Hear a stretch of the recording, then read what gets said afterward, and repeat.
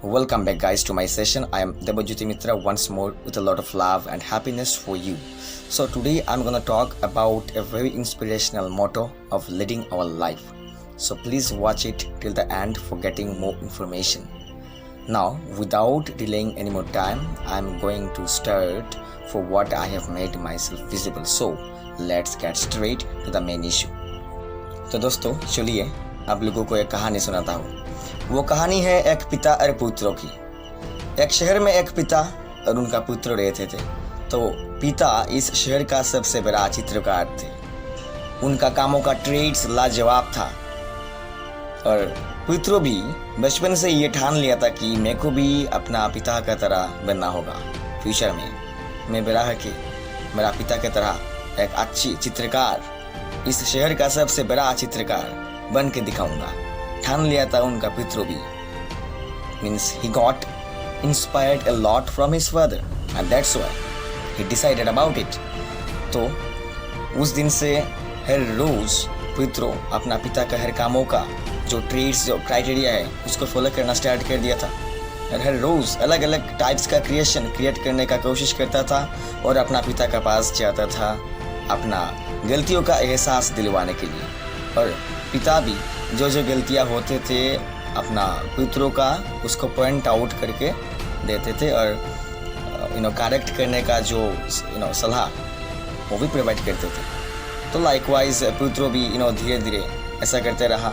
Create करने का जो क्राइटेरिया है उसको फॉलो करता था, कोशिश भी करता था कुछ नया करने का। हर रोज़ अलग अलग टाइप्स का जो पोर्ट्रेट था उसको क्रिएट करने का कोशिश करता था और पिता का पास ले जाता था करेक्शन के लिए। कुछ कौन कौन चीज़ों में उनका गलती हुआ वो पकड़ने के लिए। तो likewise they used to do this. और ऐसा करते करते अचानक एक दिन वो जो पुत्रों का क्रिएशन का वैल्यू है इतना बढ़ गया कि he has become one of the most eminent और prominent artist throughout the town. उनका जो सपना था कि एक दिन पिता की तरह रिनाउंड और इस शहर का सबसे बड़ा चित्रकार बन के दिखाना है, उस जो ड्रीम से वो कंप्लीट हो गया था। बहुत खुश थे पर फिर भी इसका बावजूद भी रिनाउंड और इस शहर का सबसे बड़ा चित्रकार होने का बावजूद भी अपना पिता को हर रोज़ क्रिएशन बनाने के बाद अपना पिता के पास जाते थे अपना जो गलतियां है उसका एहसास दिलवाने के लिए। पिता भी हर रोज़ कुछ ना कुछ गलती निकाल के देते थे और फिर पुत्र करेक्ट करते थे उन सब गलतियों को। पर अचानक एक दिन पुत्र फिर से गया है पिता का पास क्रिएशन को लेके। पर उस दिन पिता को इंसिस्ट नहीं किया गलतियां पकड़ने के लिए। पर फिर भी पिता हर रोज़ की तरह हमेशा की तरह पुत्र को बोला कि बेटा उस जगह ठीक नहीं है, उसको ठीक करना पड़ेगा। तो बहुत गुस्सा आया पुत्रों को इस बात को सुनते हुए और फिर रिप्लाई किया अपना पापा को कि सुनिए, this time I am one of the most eminent और prominent artist throughout the town, even better than you. मैं अब इस शहर का सबसे बड़ा चित्रकार बन गया हूँ, इवन आपसे भी बेहतर काम है मेरा। लोग मेरे को सपोर्ट करता है। ओके, सो प्लीज़ आपका कोई हाथ नहीं है अब मेरा गलतियों का जो एहसास दिलवाने का। और मेरा कोई गलती नहीं है, क्योंकि अगर मैं गलती करता तो वैसा रिनाउंड चित्रकार के भी नहीं बन पाता। तो मेरा कोई गलती नहीं है। कोशिश मत करो अब मेरा गलतियों का जो एहसास दिलवाने का। और कोई भी ज़रूरत नहीं है आज से आपको गलतियों पकड़ने का। तो ये बोल के चला गया। इसके बाद 2-3 महीना बीत गया। बहुत अच्छा था उनका कारोबार, बहुत अच्छा चल रहा था पुत्रों का और उनका जो क्रिएशन का वैल्यू था वो बहुत बढ़ता चला गया। फिर अचानक एक दिन 2-3 महीने के बाद लोग सडनली उनका क्रिएशन खरीदना बंद कर दिया।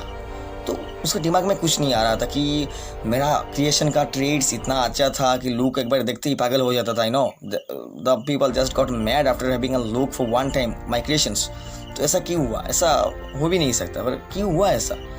उसका आंसर जानने के लिए फिर से गया अपना पिता के पास। तो पिता के पास जाने के बाद सब कुछ बोला पुत्रों कि ऐसा ऐसा हुआ, पर क्यों हुआ मेरा साथ? मेरा क्रिएशन का वैल्यू इतना तगड़ा था तो ऐसा तगड़ी था तो ऐसा क्यों हुआ। वो सुनने के बाद पिता ने एक स्माइल किया और बताया कि पुत्र, तुम जिस दिन यहाँ से चले गए थे मेरे को इंसल्ट करके, ये बल्कि कि अब मेरा कोई हक नहीं है तुम्हारा कोई गलती पकड़ने का, उस दिन से आज तक लेके तुम्हारा जो भी ट्रेड्स और क्वालिटी था तुम्हारा क्रिएशन का कमता चला गया, जस्ट कमता चला गया। पर तुम्हें वो उसका एहसास नहीं हुआ। And this is the result now in front of you, क्योंकि उस दिन से तुम कुछ नया सीखने का जो चाहत तुम्हारा अंदर था वो बंद हो गया था। उस दिन से तुम सीखना बंद कर दिया था। क्रिएशन तुम्हारा जो भी एक्वायर किया लाइफ में उसको लेकर आगे बढ़ने का कोशिश किया था तुमने, और नया कुछ सीखने का कोशिश भी नहीं किया था। इसीलिए तुम्हारा जो क्रिएशन का जो ट्रेड्स था वो तो बहुत अच्छा और बेटर था, even better than me as you told before some months. पर कुछ ना सीखने का वजह से धीरे धीरे तुम्हारा जो ट्रेड्स था वो वहाँ पे रह गया। Means you were there what you were, कुछ भी नया ऐड नहीं हुआ तुम पे, नया ट्रेड्स।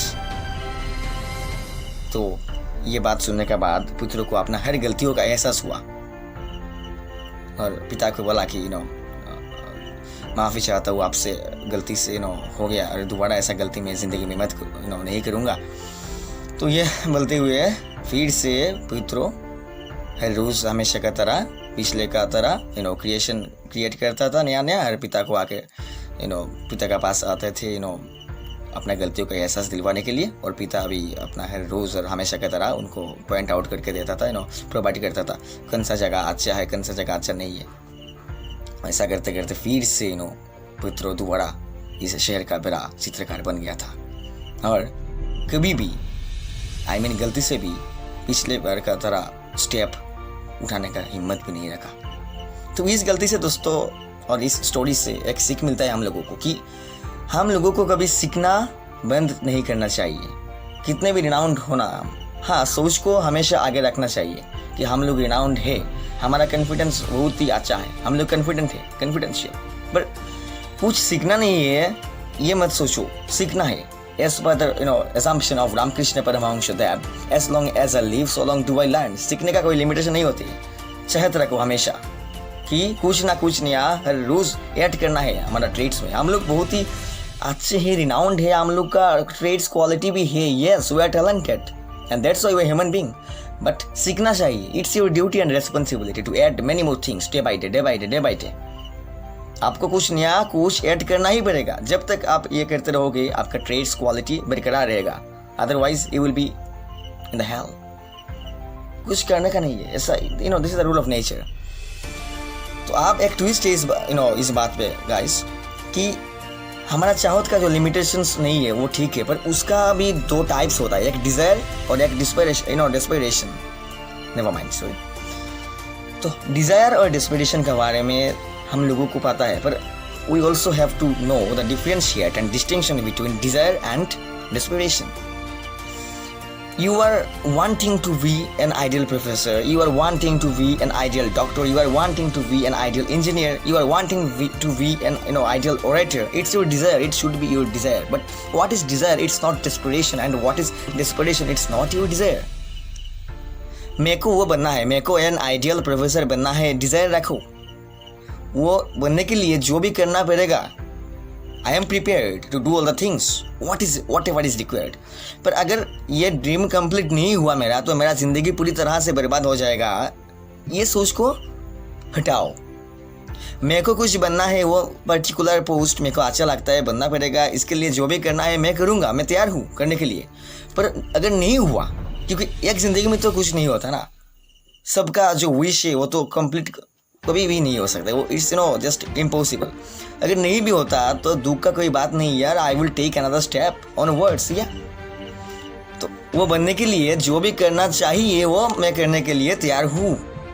अगर नहीं होता है, फ्यूचर का जो प्लान उसका सोच दिमाग से हटा दो, प्रेजेंट को लेके सोचो। At present what have to do, मेरे को क्या क्या करना है वो बनने के लिए, इसको बोलता है डिजायर। उसको जिंदगी का हिस्सा मत बनाओ, क्योंकि जिंदगी में बहुत कुछ है करने के लिए। डिज़ायर है मेरा, वो मेरा मुझे करना होगा, तो उसके लिए मेरे को जो भी करना है I am prepared to do all the things. I getting. और डेस्पिरेशन है like you are wanting your parents to be happy forever. आप हम सब लोग अपना पेरेंट्स को खुश देखना चाहते हैं ना। खुदा से आप दुआ मांगते खुदा से कि हमेशा मेरा माता पिता को खुश रखो So this is called desperation.